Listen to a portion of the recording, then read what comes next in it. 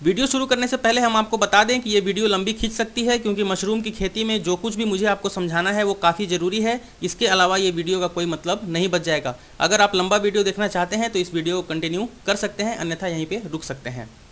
दोस्तों, आने वाले समय में मशरूम के क्षेत्र में काफ़ी ज़्यादा अपॉर्चुनिटी आपको देखने के लिए मिलेंगी। तो इस क्षेत्र में अगर आप आगे बढ़ते हैं, यानी कि अगर मशरूम की फार्मिंग करते हैं, तो आप जो है अच्छा खासा एक जो है बिजनेस या एक फार्मिंग सेटअप शुरू कर सकते हैं। नमस्कार दोस्तों, आप देख रहे हैं स्मार्ट आइडियाज और मैं हूं आपके साथ शक्ति मिश्रा। दोस्तों, आज के इस वीडियो में मैं आपको बताने वाला हूं मशरूम फार्मिंग बिजनेस के बारे में प्रैक्टिकली कि मशरूम की फार्मिंग कैसे की जाती है। टोटल 3 से 4 वीडियोस होंगे। इन 3 से 4 वीडियोस के माध्यम से मैं आपको बताऊंगा मशरूम की खेती कैसे करते हैं। हम आपको 2 तरह के मशरूम बनाने के बारे में इस वक्त सिखा रहे हैं। सबसे पहला जो हमारा मशरूम है वो है मिल्की मशरूम और दूसरा है ऑयस्टर। दोनों मशरूम की डिमांड काफी ज्यादा है। आप जानते ही होंगे कि मार्केट में 300 रुपए से लेके 500 रुपए किलो तक इन मशरूम की खरीदारी की जाती है। होलसेल में इन्हीं मशरूम को आप जो है 200 रुपए से 250 रुपए 300 रुपए तक सेल कर सकते हैं। दोस्तों, ये वीडियो और आने वाले 3 वीडियो के माध्यम से मैं इतना कॉन्फिडेंट हूं कि आपके अंदर इतनी जानकारी भर दूंगा मशरूम से रिलेटेड कि आप आसानी से मशरूम की खेती कर पाएंगे। दोस्तों, शुरू करने से पहले करूंगा एक रिक्वेस्ट कि अगर अभी तक आपने इस चैनल को सब्सक्राइब नहीं किया है तो नीचे रेड कलर सब्सक्राइब बटन दबाकर मुझे सपोर्ट कर सकते हैं। तो आने वाली जो भी वीडियोस हैं उसकी नोटिफिकेशन आपको मिल जाएगी। लाइव डेमो शुरू करने से पहले मैं चाहूंगा कि आपको मशरूम के बारे में थोड़ी सी जानकारी दे देता हूं। दोस्तों, मशरूम जो है वो एक फफूंद से पैदा होता है, यानी कि उस फफूंद को हम लोग खा सकते हैं।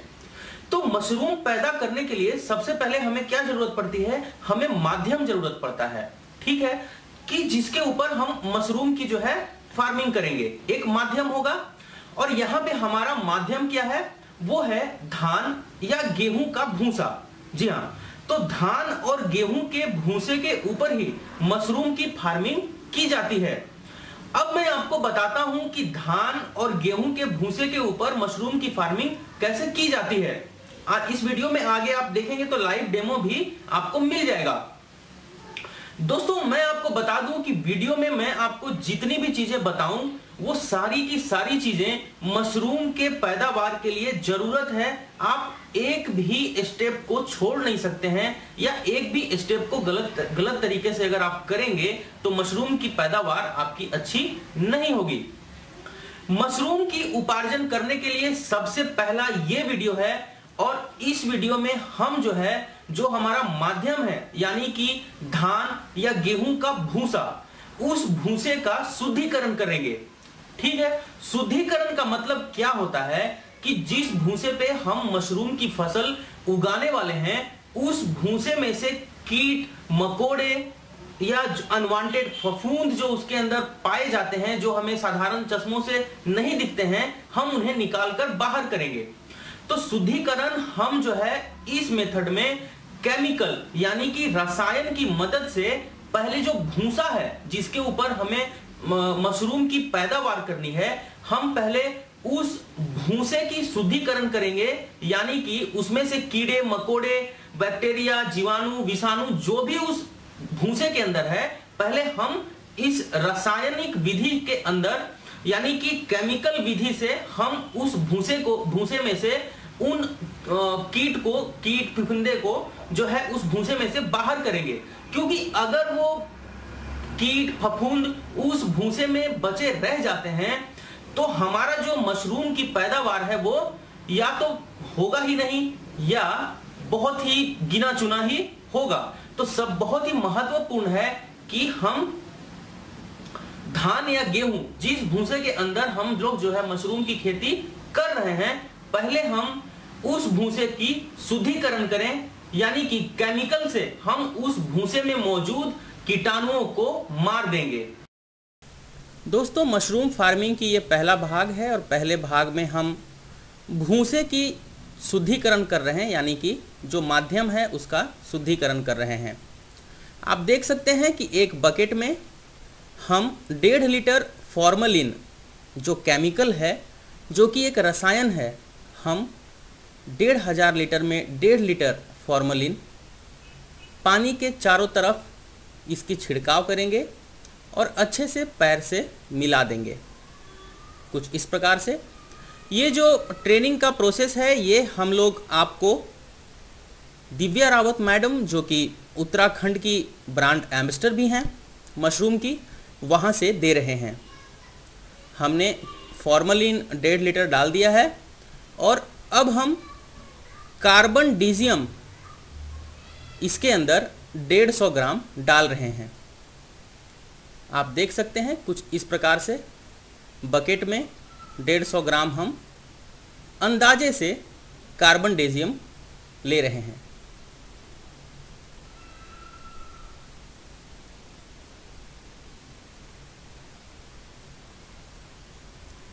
बकेट में 150 ग्राम कार्बन डिजियम यानी कि जिसे हम बेबस्टीन भी कहते हैं लेकर वापस उसी तरह से चारों तरफ पानी में इसका हम छिड़काव करेंगे।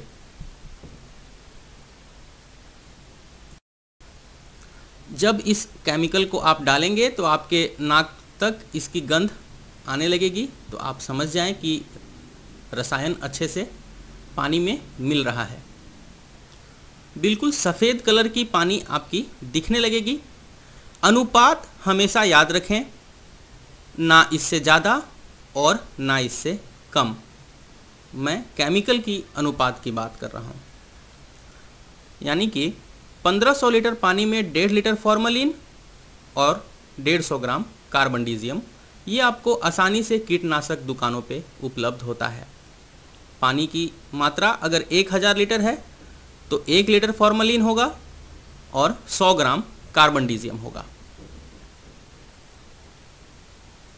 दोस्तों यहाँ पे एक चीज़ और ध्यान देने योग्य बात है कि अगर आप एक बार में एक काम कर रहे हैं तो उसे पूरा करें। ये नहीं कि आपने कार्बन डिजियम एक केमिकल डाल दिया, फिर आप सोचेंगे चलो चाय पानी पीकर आते हैं, घूम फिर के आते हैं, फिर हम उसके अंदर बेबस्टीन या फॉर्मलिन जो है डाल देंगे बाद में। तो यहाँ पे बाद में कुछ भी नहीं होगा, क्योंकि अगर हम बाद में ये प्रक्रिया करेंगे तो जो हमारा रसायन है, जो केमिकल है, वो उड़ जाएगा। फॉर्मलिन एक केमिकल है, वो एक कीटनाशक है, तो अगर आप देरी करेंगे तो वो उड़ भी सकता है। तो क्रमबद्ध तरीके से सारा काम एक साथ करना है। 1500 लीटर पानी लिया है, फॉर्मलिन लिया है और बेबस्टीन यानी कि कार्बन डिजियम से हमने पानी में मिलावट करी। अब हम इसके अंदर 150 किलो 150 केजी गेहूं का भूसा डाल रहे हैं, क्योंकि हमें जो है गेहूं के भूसे का ही तो शुद्धिकरण करना है। इसीलिए हम 150 किलो जो है भूसा इसके अंदर डाल रहे हैं। ध्यान रखें कि जितना भी भूसा होता है उसका 70% तक आप ये मानकर चल सकते हैं कि उसका फसल तैयार होकर निकलने वाला है। इसकी जानकारी मैं आपको बाद में सारा कुछ दे दूंगा। 50-50 किलो के थैली में हमारे पास गेहूं का भूसा है और हम उस भूसे को इस पानी में मिला रहे हैं। मैं इस वीडियो में सारा कुछ आपको डिटेल्ड में बता रहा हूं और बिल्कुल भी जल्दीबाजी नहीं कर रहा हूं, क्योंकि अगर मैं जल्दीबाजी करूंगा तो मेरी वीडियो तो चल जाएगी लेकिन आपको ज्ञान नहीं मिल पाएगा। और मेरे वीडियो बनाने का मकसद है आप तक एक्चुअल इन्फॉर्मेशन को पहुंचाना कि कैसे सारा प्रक्रिया काम करता है, क्योंकि आप सफल होंगे तभी हम सफल होंगे। आप देख सकते हैं तीसरी बोरी हम भूसे की इसके अंदर डाल रहे हैं, यानी कि 150 किलो भूसा हमने डाल दिया। यानी कि पानी हमारा 1500 लीटर तो 150 किलो भूसा, 10वां भाग जितना पानी रहेगा उसका हम 10वां भाग भूसा डालेंगे। केमिकल का भी अनुपात आप याद रखें, कितना है उतना ही डालना है। अब हमने भूसा डाल दिया, कितना 150 किलो। अब ऐसा ना हो कि आपने जो है 1500 लीटर पानी लिया और आपने जो है उसके अंदर 200 किलो भूसा डाल दिया, तो फिर आप सोचेंगे अरे यार भूसा तो ज़्यादा डाल दिया, इसमें हम पानी मिला देते हैं। तो ऐसा बिल्कुल ना करें, वरना फसल खराब हो सकता है। इसीलिए मशरूम की खेती जो है बहुत ही प्यार से और बहुत ही सोच समझकर अच्छे से करना चाहिए। जो कुछ होगा एक बार ही होगा, दोबारा हम उसको नहीं कर सकते हैं।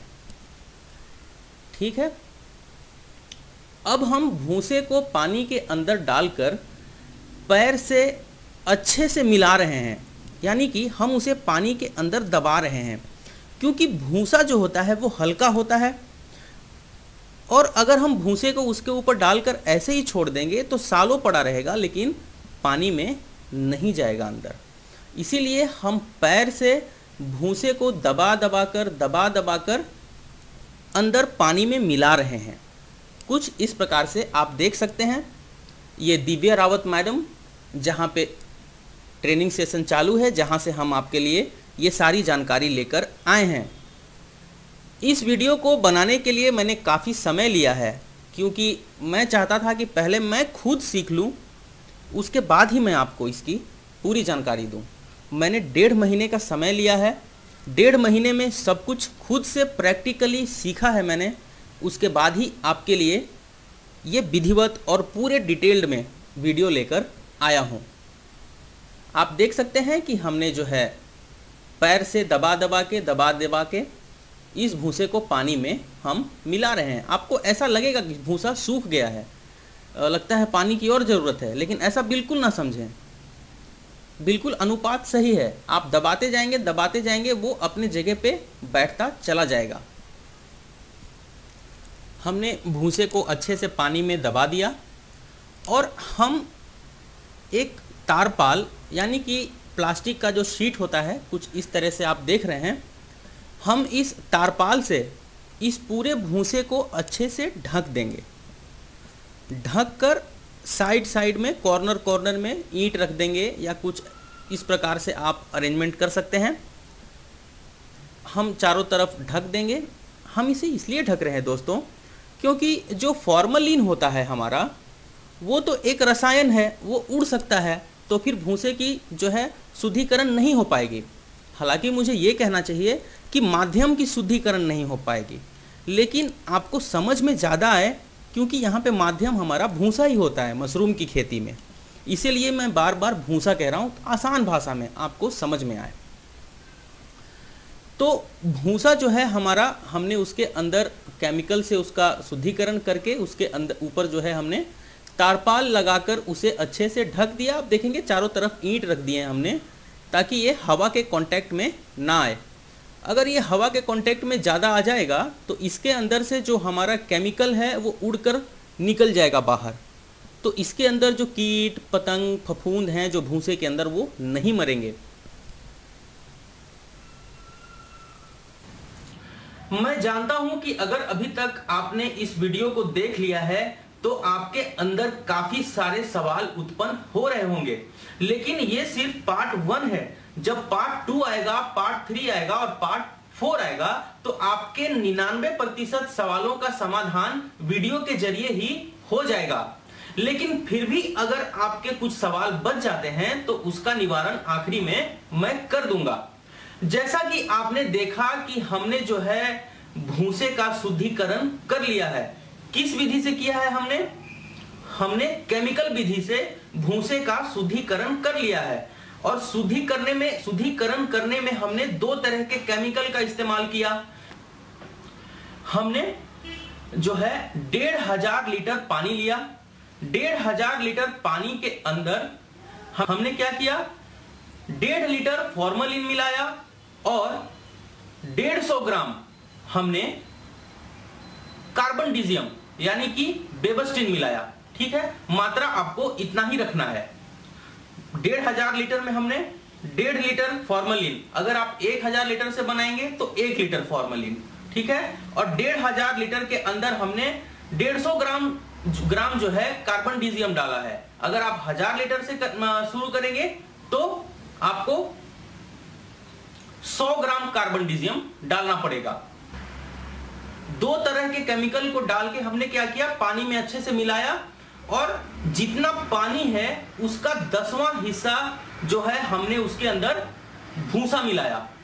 ठीक है, हमने गेहूं का भूसा 10वां हिस्सा, यानी कि 150 किलो हमने जो है गेहूं का भूसा मिलाया। और जब हमने देखा कि हमारा जो भूसा है वो पानी में अच्छे से मिल गया है, तो हमने तारपाल से उसको कवर कर दिया। ठीक है, तारपाल से हमने कवर इसलिए किया क्योंकि जो फॉर्मलिन होता है वो उड़ जाता है, हवा में उड़ जाता है। वो जो केमिकल है उसकी खासियत है कि वो हवा में उड़ जाता है, और जब उस भूसे में से फॉर्मलिन उड़ जाएगी हवा में से, तो फिर उसका शुद्धिकरण नहीं हो पाएगा, कीटनाशक जो है काम नहीं कर पाएगा, उसमें से जो भी फफूंद वगैरह है अनवांटेड वो नहीं मर पाएंगे। तो हमने क्या किया, हमने तारपाल से उसको अच्छे से ढक दिया चारों तरफ से। तो अब 16 से 18 घंटे तक हम इसे छोड़ देंगे इसी प्रकार से। तो क्या होगा कि इसकी शुद्धता जो है हो जाएगी, इसकी शुद्धिकरण जो है भूसे की वो हो जाएगी। अब मैं मिलूंगा 18 घंटे बाद आपसे इसी चैनल के ऊपर। तब तक हमारा जो भूसा है वो उसकी शुद्धिकरण हो गई होगी, और फिर मैं आपको बताऊंगा अगला स्टेप कैसे काम करता है। ध्यान रखें, जो कुछ भी मैं आपको समझा रहा हूं वो समझना बहुत जरूरी है मशरूम की खेती के लिए। नीचे रेड कलर सब्सक्राइब बटन है, दबा लीजिएगा तो आपको अगला वीडियो की नोटिफिकेशन आपको मिल जाएगी। आज के वीडियो में बस इतना ही। अगले वीडियो में मिलते हैं जब हमारा भूसा शुद्ध होकर तैयार हो गया होगा, तब क्या करना है बताऊंगा। जय हिंद।